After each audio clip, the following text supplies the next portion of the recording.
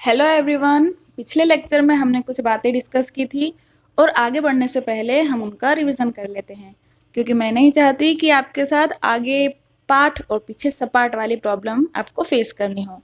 Revision हम सिर्फ उन्हीं पॉइंट्स का करेंगे जो आपकी बुक में दिए गए हैं। तो सबसे पहले देख लेते हैं रिवर नर्मदा। इसके किनारे रहने वाले लोग स्किल्ड गैदरर, कुशल संग्राहक थे, चीज़ों को इकट्ठा करने वाले थे, आसपास के जंगलों की वैल्यू समझते थे और शिकारी थे। Next Suleman किर्थर hills. 8000 साल पहले व्हीट एंड बार्ले ग्रो कर चुके थे, गाय बैल बकरी को पालतू बना लिया था। नेक्स्ट गारो हिल्स। कहाँ है गारो हिल्स? नॉर्थ ईस्ट में। विंध्यास सेंट्रल इंडिया में। यहाँ भी एग्रीकल्चर डेवलप हुआ। सबसे पहले राइस यहीं पर ग्रो किया गया, विंध्यास में। Now Indus river civilization start हुआ 4700 ईयर्स एगो और सिविलाइज्ड हो गए थे वो 2500 ईयर्स एगो। मीन्स 2200 साल का जो गैप है, इतना टाइम उनको सिविलाइज होने में लगा according to this data. Ganga tributary Son, अभी का बिहार, तब था मगध, बहुत ही पावरफुल स्टेट। बस यहीं पर। नेक्स्ट, यहाँ तक हम देखते हैं कि लोग कैसे रहा करते थे, लेकिन लाइफ इतनी भी आसान नहीं थी कि एक जगह घर बना लिया और बस मजे लग गए। So people also travelled from one part to another part of the subcontinent. The hills, deserts, rivers and seas made their journey dangerous. जिस तरह से आज हम सब अपने घरों में आराम से रहते हैं, पहले ऐसा नहीं था। लोगों को बहुत सारे कारणों से एक जगह से दूसरी जगह ट्रेवल करना पड़ता था, क्योंकि तब कोई ट्रेन, बस वगैरह तो चलती नहीं थी, तो ट्रैवलिंग बिल्कुल आसान नहीं थी। रास्ते में आई नदियाँ, पहाड़, रेगिस्तान उनकी जर्नी को और ज़्यादा डिफ़िकल्ट बनाते थे, लेकिन वो कभी रुके नहीं, क्योंकि कभी काम की तलाश में तो कभी बाढ़, भूकंप जैसे नेचुरल डिज़ास्टर के कारण उन्हें एक जगह से दूसरी जगह जाना पड़ता था। इसके अलावा और भी कई कारण थे मूव करने के, जैसे जो सैनिक होते थे उनको युद्ध के लिए अलग अलग जगह जाना पड़ता था। जो व्यापारी थे वो जहाज़ों में अपना सामान लेके दूसरे स्थानों पर बेचने जाते थे, और कई लोग अपने धर्म के प्रचार के लिए भी ट्रैवल करते थे, और कुछ टूरिस्ट होते थे। तो कुल मिलाकर चाहे मन से या मजबूरी से दे हैड टू ट्रैवल। लेकिन ट्रैवलिंग जो है इतनी कठिन तो होती थी, लेकिन उसके कई फ़ायदे भी थे। जैसे आज अगर हम किसी भी अदर कंट्री क्या, स्टेट ही ले लीजिए, अगर हम किसी दूसरी स्टेट में जाते हैं तो हम देखते हैं उनका रहन सहन, खाना पीना, उनका आर्ट कल्चर सब हमसे थोड़ा अलग होता ही है। हर जगह का कुछ ना कुछ वेरी करता है कल्चर, और जो भी हम वहाँ पे खाते पीते, कुछ भी नई चीज़, उनका पहनावा वगैरह देखते हैं, तो फिर आकर हम भी वो चीज़ें ट्राई करते हैं। इससे हमें भी नई नई चीज़ों को सीखने का मौका मिलता है। बस तब भी ऐसा ही था। लोगों ने स्टोन कार्विंग, पत्थर को तराशने, म्यूज़िक कंपोज करने और खाने पीने के एक दूसरे के तरीकों को अपनाया। अब देखते हैं कि भारत का नाम इंडिया कैसे पड़ा। The Iranians and the Greeks who came through the northwest about 2500 years ago। तो ये जो 2500 ईयर्स है, ये देखते से ही आपको एक बात ध्यान में आनी चाहिए। 2500 साल पहले कौन सी सभ्यता विकसित हुई थी? सिंधु घाटी सभ्यता। उनका बिजनेस अच्छा चला, तो उनका व्यापार दूसरी कंट्रीज के साथ भी था। जैसे यहाँ के लोग ट्रेवल करते थे, दूसरी जगह जाते थे, ऐसे ईरानियन और ग्रीक्स भी यहाँ आए। और जब वो सिंधु नदी के फेमिलियर हुए, तो वो सिंधु तो संस्कृत वर्ड है, अब शायद उनको टफ लगा होगा, तो वो सिंधु को बोलते थे हिंदोस या इंडोस। तो ऐसे बाद में सिंधु नदी का नाम पड़ गया इंडस, तो सिंधु बन गई इंडस, और उसके जो ईस्ट का पार्ट था, ईस्टर्न पार्ट, वो कहलाया इंडिया। एक और इंटरेस्टिंग बात यह है कि अभी जो हमारे पूरे देश का नाम भारत है, पहले भारत नाम सिर्फ नॉर्थ वेस्ट के लोग ही यूज़ करते थे। बाद में फिर पूरे हमारे देश का नाम भारत पड़ा, और ये बात हमें ऋग्वेद से पता चली है। ऋग्वेद जो है 3500 ईयर्स पुराना है। अब हम राशिदा के क्वेश्चन पर आते हैं। जब राशिदा ने न्यूज़पेपर में देखा 100 ईयर्स एगो, और तब उसने सोचा कि इतने साल पुरानी बातें हमें कैसे पता चलती हैं। कुछ भी पता करने के लिए बहुत स्टडी करनी पड़ती है, लेकिन स्टडी के लिए सोर्स क्या होता है, चलिए देखते हैं। तो कुछ होते हैं written sources.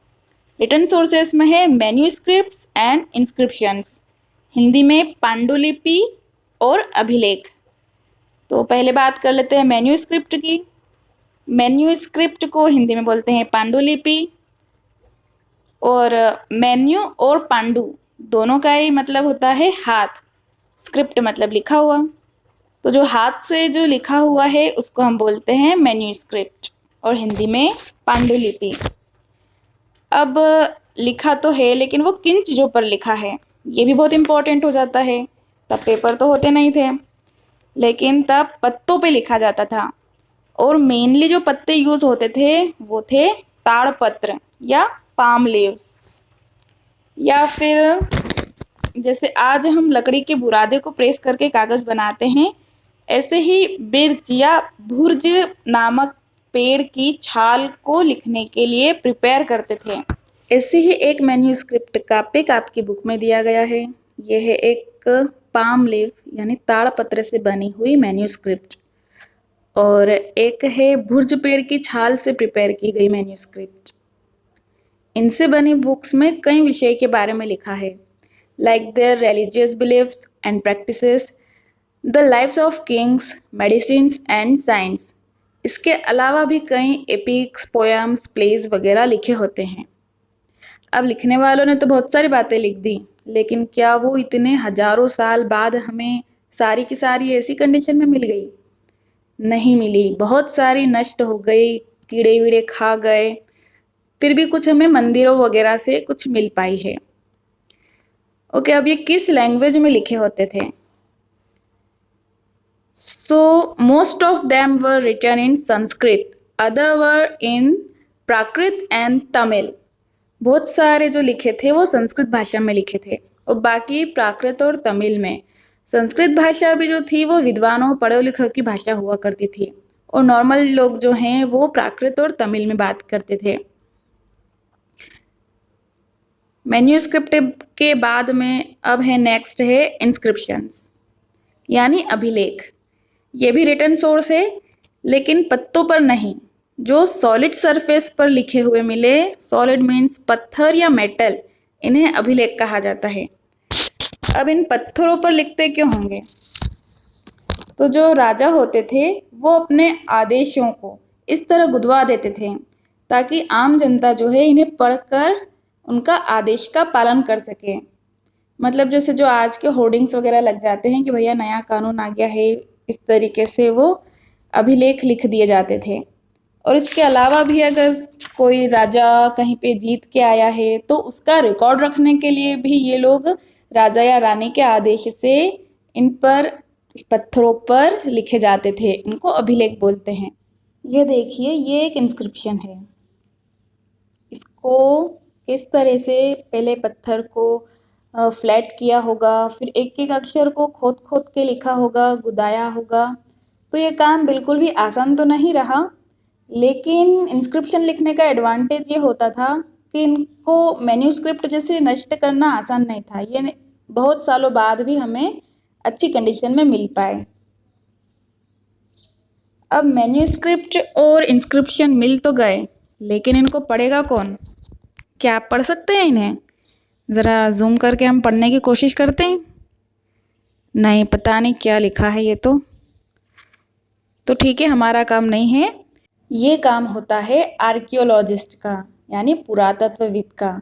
Archaeologist study the remain of buildings made of stone and bricks, paintings and sculptures. पुरातत्वविद का काम है पत्थर और ईंटों से बनी इमारतों के अवशेषों, चित्रों तथा मूर्तियों का अध्ययन करना। ये लोग जहाँ इनको लगता है यहाँ ये लोग खुदाई भी करते हैं। अगर इनको लगता है यहाँ पे पहले लोग रहा करते थे तो वो उस जगह की खुदाई करते हैं। फिर खुदाई में कभी औजार, हथियार, बर्तन, आभूषण वगैरह इस तरह की चीज़ें मिलती हैं। कई बार सिक्के मिलते हैं। जो थोड़े हार्ड सरफेस वाली चीज़ें होती है वो काफ़ी अच्छी कंडीशन में मिल जाती है। जैसे ये चांदी का सिक्का और ये घड़ा, ये सब खुदाई में मिला है। आप जानते हैं एक छोटे से सिक्के से ही बहुत सारी जानकारी मिल पाई है, क्योंकि किसी सिक्के पर कोई जानवर गुदा हुआ मिला तो किसी पर देवी देवताओं जैसी आकृति मिली। अगर कोई सिक्का थोड़े अलग पैटर्न का है, मीन्स उसका शेप, मटेरियल, सील वगैरह पर्टिकुलर उस जगह के सिक्कों से मैच नहीं करी, और ऐसा सिक्का खुदाई में किसी दूसरी जगह मिला, मीन्स किसी दूसरे स्टेट या कंट्री से मिला, तो इसका मतलब कि इन दोनों जगहों के बीच में बिजनेस अच्छा हुआ करता था। ऐसे ही आर्कियोलॉजिस्ट जानवरों की हड्डियां भी ढूंढने की कोशिश करते हैं। उससे पता चलता है कि लोग क्या खाते थे, जैसे चिड़िया, मछली, इनकी हड्डियां वो ढूंढने की कोशिश करते हैं। तो ऐसे काम होते हैं आर्कियोलॉजिस्ट के। एक और टर्म आती है हिस्टोरियंस या इतिहासकार। इतिहासकार हमारी हिस्ट्री के बारे में बताते हैं। जैसे ये जो बुक लिखी गई है आपकी, ये इतिहासकारों की दी गई जानकारी के अकॉर्डिंग ही लिखी गई है। इतिहासकार आर्कियोलॉजिस्ट की स्टडीज के आधार पर हमारे पास्ट को जानने की कोशिश करते हैं। तो हिस्टोरियंस और आर्कियोलॉजिस्ट के बीच का रिलेशन मुझे तो वैसा लगता है जैसे सीआईडी में नहीं, वो एसीपी प्रद्युम्न और उसके साथ वाला डॉक्टर, लेब में जो डॉक्टर काम करता है, वो लैब वाला डॉक्टर हर चीज़ का कैसे पूरा डिसेक्शन करता है और बताता है ये बाल उसका है, ये खून उसका है, ये जूतों की मिट्टी उससे मैच हुई, ये फिंगरप्रिंट्स उसके हैं। और फिर एसीपी प्रद्युमन पूरी स्टोरी जोड़ते हैं, केस की स्टडी करते हैं और फिर केस सॉल्व करते हैं। बस ऐसे ही ये लोग भी काम करते हैं। ओके, इसके आगे का लेक्चर हम बाद में करेंगे। Till then, Tata.